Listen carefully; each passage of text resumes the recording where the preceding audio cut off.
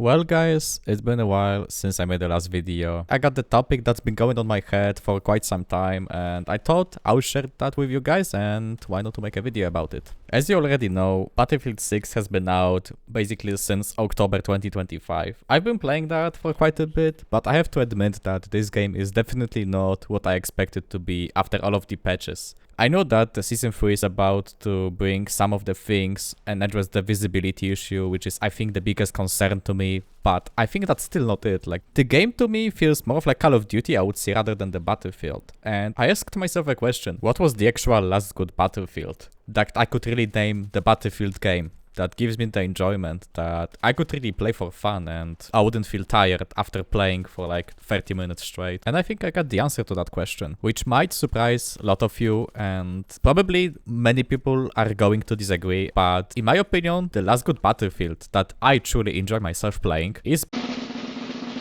Battlefield 5. I can already see some of you leaving this video, but please give me a few minutes. I'll try to explain to you why I think this Battlefield is kind of the underrated gem, I would say, and why it's still worth trying even in 2026. Now somebody is gonna ask, why don't you play Battlefield 1 instead? And I'll just say, I have much more interest in World War II rather than the First War, and I think that's kind of the preference about it, but I really think that this fact is kind of the deal breaker for me. I am fully aware that Battlefield 1 has more content than 5, because as we already know, BF5 got its content cut because they started working on the dog shit that was named Battlefield 2042. Kinda glad that I never touched the game, I have to say. Anyways, back to the topic of BF5. So what does this game do better than the newest Battlefield? Oh, well, there is so much to say about it, but most importantly, I think I will start with the map design. When I first launched the game, which was I think in January this year, I was really amazed by how good the maps can look like. But the graphics in general is not what matters to me the most. I think the first thing that I truly noticed was how you play on these maps. Cause in Battlefield 6, if you try to go to any building, you have so many options to go through that building that it can really get confused. In Battlefield 5, you also have the option to flank, especially on maps such as Devastation or Rotterdam. However, on these maps, I don't feel overwhelmed by the amount of routes that I can take. And I really feel that somebody really thought about designing them. Now I wanna show you why the Battlefield 5 map design is one of the peak map designs, especially the map that I'll be talking in a second. As the example, we can use this following place that goes from C side to B side. As you can see, we can call it kind of a choke point, but just because we have this one tiny like staircase, we can basically flank from this side, but if you are from another side, we can also go from this side over here. So you cannot really get stuck in one of these points, which I think is a really good thing in general if you think of it. Like, you can even go as far as that side, and I think you'll be still more than fine with flanking the enemy. And even though the map is much bigger than what we've got in Battlefield 6, I truly think that it's not about the size of the map, but rather how accessible you make it. Because I think this solution over here is a pretty good solution, that we've got plenty of space to go from one side to another. Another thing that I mentioned is how it feels like to be inside of that cathedral. So let's just say we have this main entrance that goes to the balcony, and even from the balcony you can see there is not that much happening. Like, we have few corners to check like this one. Somebody can be on top of that window, but that's basically it. Most of the fight will basically happen nearby that pile of the roof tiles that are like, you know, in the middle. And I think that the simpler you make the map, the better it is for the player base. Like, you have some of the elevations, you can go from the top, bottom, you can fight from the outside from this side. The another side has quite similar thing, which is going to be from there. It kind of feels like the map is mirrored for the balance, but it's also not like exactly mirrored. But I see quite a bit of the similarities, and I really think Battlefield 6 lacks such maps like this one, where as infantry you really feel that there is no advantage or disadvantage while playing one of the sides. We can even go towards the D side, which is gonna be right behind this building. Again, we have a choke point here, but we can go from right side if we really want. We can go all the way like up here. If somebody wants to flank, they can even go basically all around behind the scene.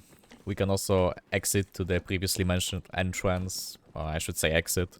We can literally go here, we have another option, and while it feels like this space is like some type of corridor, we can actually hide. We have this gap that allows us to go back to the side. We can hide in these gaps and we can try assaulting east side.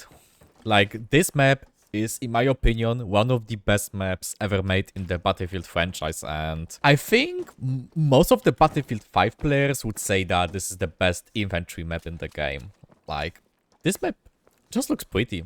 First of all, and second of all, is very well balanced. Like, I can't really complain on anything over here. Another thing that I want to talk about is the overall difficulty of the game. In my opinion, what Battlefield 5 does so much better comparing to Battlefield 6 is the depth of the gunplay and in general the gameplay. What I mean by that is, in Battlefield 5, you really need to have some skill to actually use the gun. Like, you cannot only, like, spray and pray, beam people across the map.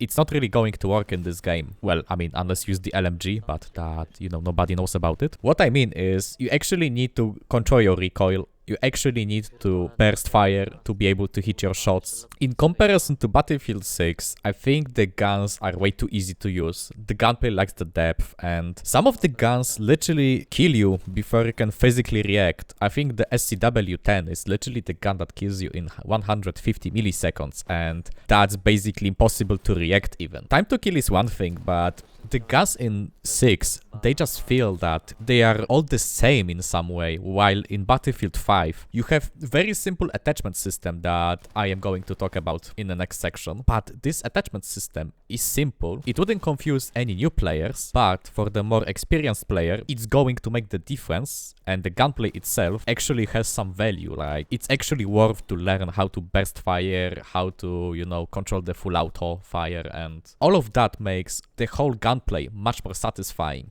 To elaborate a little bit about the attachment system, I'll just show you what I mean by saying that the attachment system is simple yet effective. For instance, let's say we just wanna upgrade our Sturmgewehr. We have 4 options. Basically, we have like a tree. It's quite universal for most of the guns, but what I mean is we kind of can adjust the way that we want to use the gunners, but I mean, some of them will be better than another. Like, I mean, whenever you have the improved accuracy while moving and 60% faster while aiming, then it's going to be basically the meta that you want to choose for most of the guns. But what I mean is only have 8 options to choose for each gun, and some of them will just repeat across the gun types. And why I think the system is good is a new player is not going to have an issue with basically choosing what's good, because they will learn, okay, so I choose this and that, and they kind of know that they can use that system on another gun, and it's not going to put them in disadvantage, unlike in Battlefield 6, where you have plenty of attachments, and you kinda need to know what attachment does what, and sometimes it's not really clear what the attachment is actually affecting. So we also have the scopes that we can choose, but there is not much choice from that anyways. You only have 1.5, which is the default. You probably have 3 times and 2 times. Well, you just have 3 or 4 scopes, depending on the gun. You have maximum 8 upgrades, which you can find across different guns, and they're gonna be the same. You just need to learn what's the best for each type of the gun, and that's it. The description of each upgrade actually tells you what it does, so I think that's also not confusing. And like I said, in BF6, most of the attachments have some hidden statistics, and you can't really measure them, how they actually affect your gun. And I really think that most of the upgrades will actually make sense. So for example, I really like that there is more than one way to make the gun to work, even though the whole system is simplified comparing to BF6. I just think that if DICE wants to make a game where the new player is not going to be confused, then I think it was basically done perfectly. You have very few upgrades that actually affect your gun. You can choose also like 3 scopes, so nobody has some weirdest attachments. The grind requires you to have around maximum 100 kills, I believe, to have all of the specializations unlocked. So it's not like in BF6, where I think before the changes at the release, I needed around 800 kills to get the gun to level 40 to have all of the attachments unlocked. So the progression is also there, and it actually encourages the player to try out the new gun, because they know that the gun is not going to suck forever. It just takes you, even after 20 kills, you can get the first upgrade, and that's in some cases, that's really going to change how the gun feels. Once the player sees that they get rewarded with the better gun, they will just keep playing with it. Which means that player is also more likely to try other guns because they will be not scared of trying the new things.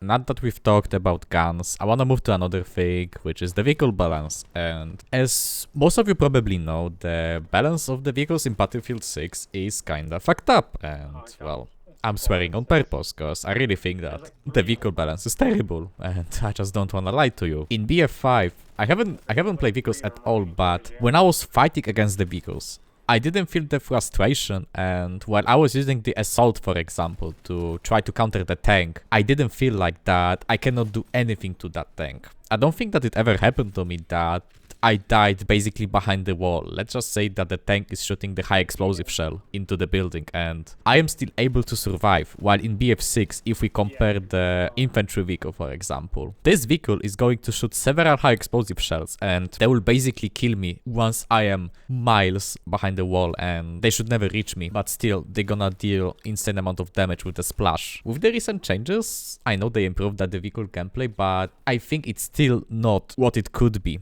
We can even go further back as BF3 and BF4, where I think the vehicle gameplay was actually the peak in Battlefield 4, because it was balanced pretty well. Everything could be countered, nothing felt overpowered. That's how I think it should be done. Like, you don't really have to make, I don't know, unkillable vehicles or any sort of glass cannon that's gonna deal enormous amount of damage to the infantry while not having any health points itself. Now that we've talked about the biggest positive in my opinion, let's talk about negatives a little bit. And I think the biggest negative side of Battlefield 5 is actually how little content you can like try out and enjoy. Cause I said that the maps are great, but the problem is if somebody really wants to play infantry, you have around 5 or 6 maps where you truly can play infantry. And it might seem that it's alright because, I don't know, in Battlefield 4 you had like Operation Metro or Operation Locker and that was basically it. But in Battlefield 5, however, you have those 6 maps that I mentioned and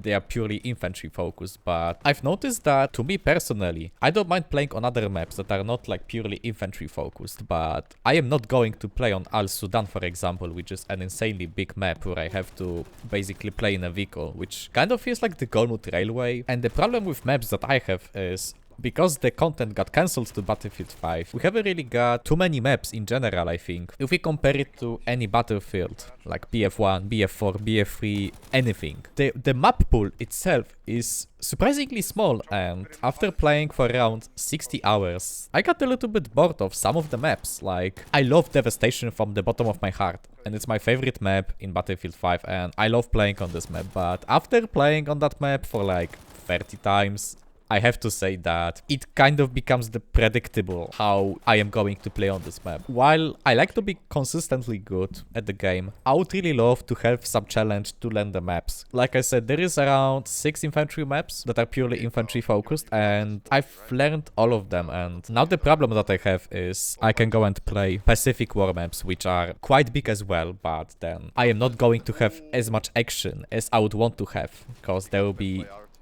plenty of distance that I have to go on foot, basically. I mean, I can use boats or vehicles, but let's assume I just want to play the infantry, and I will be forced to play some bolt action, DMR as well, instead of the automatic rifle. I mean, I know it's possible, but the logical choice over there is to play something like that on such maps, cause my encounters will basically take place at 100 meters plus most of the time, unless I am fighting for the point, and I know that the players are there. In addition, the game does not really have the big player base, at least on PC, but it's still manageable to find the server. But there are some modes, for example, that I will never be able to play. For example, I will never probably play Firestorm, and I will never play, let's say, Frontlines, which I really wanted to try. There is probably more modes that I would want to try, and I think the problem a little bit is that the player base is quite split all across different type of maps and modes, and I think that nobody is really trying to play on other modes, and that would have been an issue back in like what, 2020 for example, but since the game is not like the newest title, I don't really think that it's ever going to be possible for me to experience some other modes, and that leaves me with the question, when am I going to get bored of this game? I am aware that this game is never going to get any content, which makes me sad, because I really think that this game had huge potential in general. It could have been as good as Battlefield 1, maybe even better, but because of some stupid dev's decision, we are left with the unfinished product, which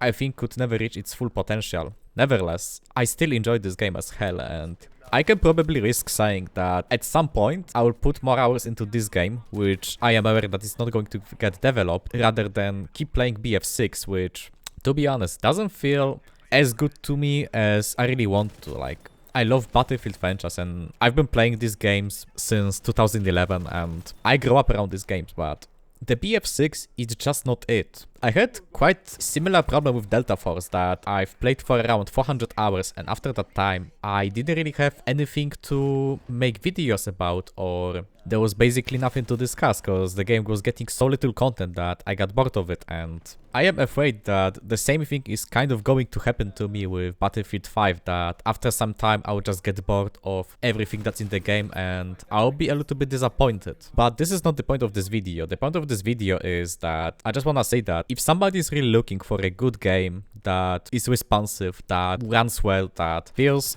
quite easy to hop on, and I think it's not that difficult to master, actually, I would say. I think this is the perfect option to play, even with your friends or alone. I really think that this game is going to deliver that to you for at least some hours. I think I'll keep playing this game for quite a while. I don't think I'll be making any videos on that, because I think everything has been covered already. If you guys wanna know some other thoughts about similar games, or actually something outside of the shooters, please let me know down in the comments, because I have some of the ideas, and now I can actually start making content because I've got more free time. So yeah, that will be it in this video, and I really hope to see you in the next one. See ya.